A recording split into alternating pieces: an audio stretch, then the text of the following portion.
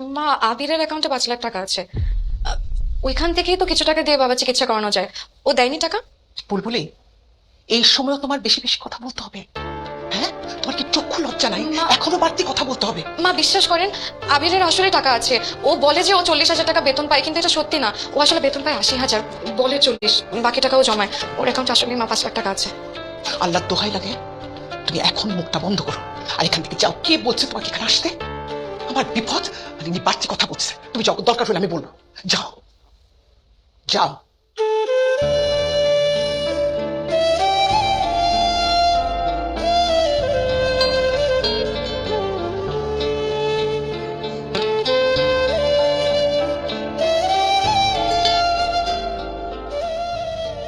মা, বুলবুল এখানে কেন আসছে?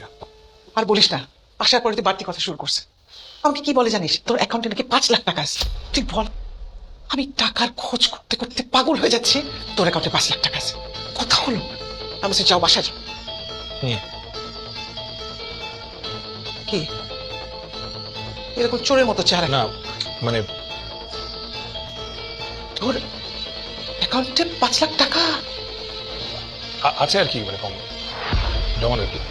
আর তুই বাবার চিকিৎসার জন্য একটা টাকাও দিস নাই? আমি সব টাকা দিতেছি। এরকম একটা ছেলে আমি পেটে ধরছি। মা, আর বলো না, ভুল হয়ে গেছে, আমি টাকাটা করে নিয়ে আসতেছি।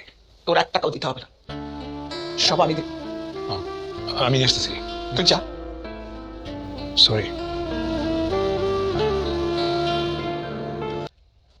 ভাই, এই 602-এর পেশেন্ট রহমান সাহেবের বিলটা একটু বের করেন তো। স্যার বিলটা তো পেড হয়ে গেছে। পেইড হয়ে গেছে? জি, কে করছে? মিস বুলবুলি নামের একজন পেড করে গেছে।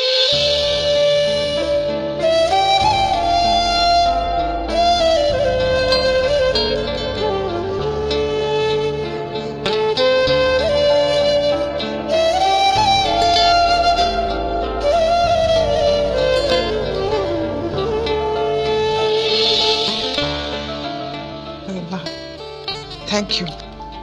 মেয়েটার সাথে কত বড় অন্যায় করলাম। সব দোষ তোর। আচ্ছা, থ্যাংক ইউ।